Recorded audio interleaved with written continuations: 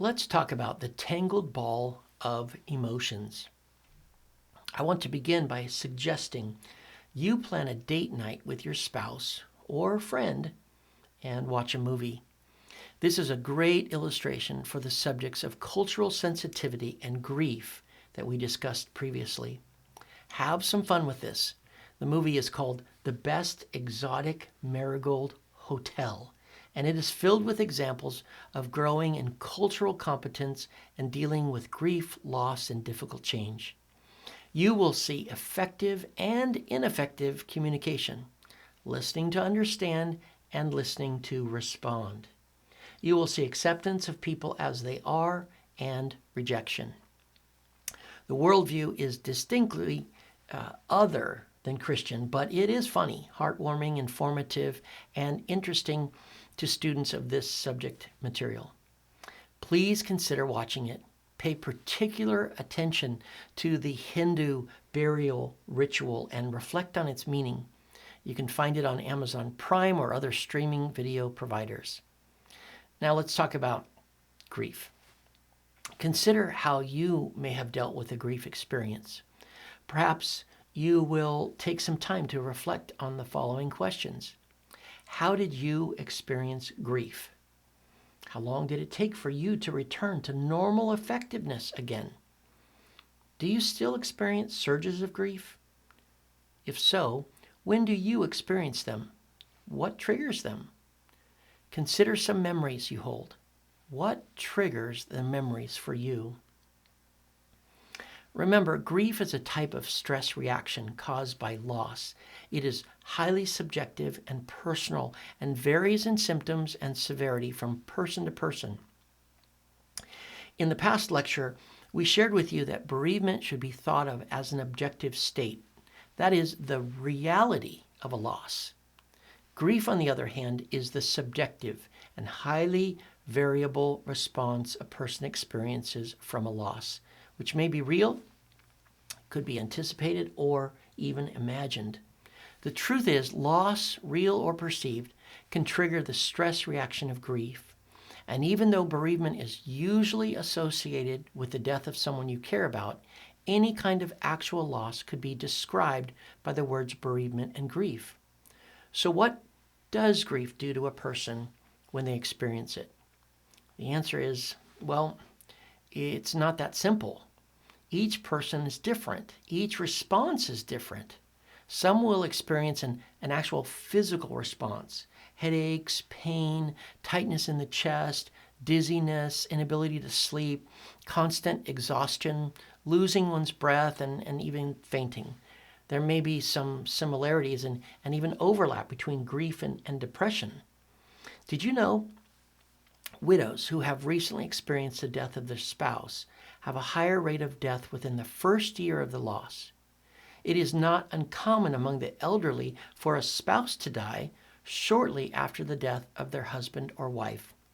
There is significant stress caused by loss, especially a loss due to death. Now, in addition to the physical symptoms, a variety of emotions may be expressed by a grieving individual. Grief can be a tangled ball of emotions. These may include anger, guilt, a feeling of helplessness, overwhelming sadness, anxiety, shock, emptiness, intense longing, jealousy, and even self-blame. These emotions can come and go in no particular order. Several can appear all at once. Some will not be experienced at all. Some will be experienced. Symptoms will disappear and then return for no apparent reason. This is the subjective nature of grief. A person may experience an impact on their mental acuity or thought processes caused by grief.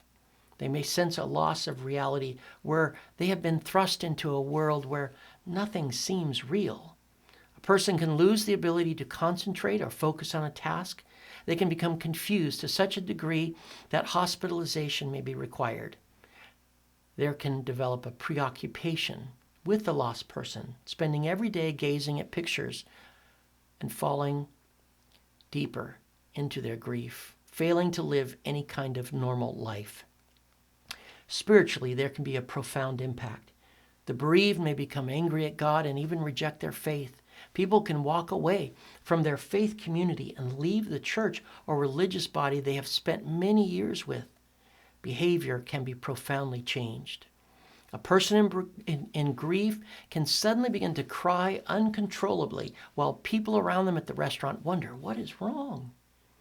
It would be so nice for us chaplains if grief symptoms would follow a predictable and linear course. This would make it so much easier to know which stage they are in and what is coming next as we help them proceed from A to Z and a return to normal life within a reasonable time frame. But it does not happen that way at all.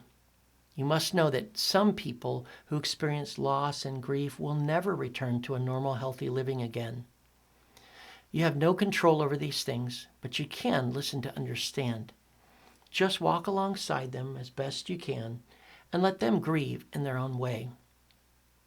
The article Death Education, an Internationally Relevant Approach to Grief by Wendy Hoskins is very informative. She reminds us that the expression and experience of grief is individual. We must be prepared for a variety of physical, emotional, and even spiritual responses. Some will be complex and beyond your ability to help. This is when you must be ready to refer to a professional within the field of grief and loss. Most chaplains are not licensed or credentialed in psychotherapy. In fact, chaplaincy is not psychotherapy.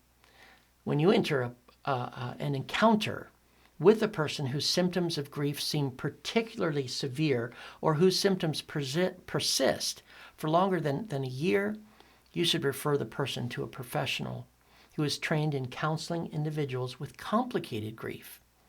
Do not be a lone ranger.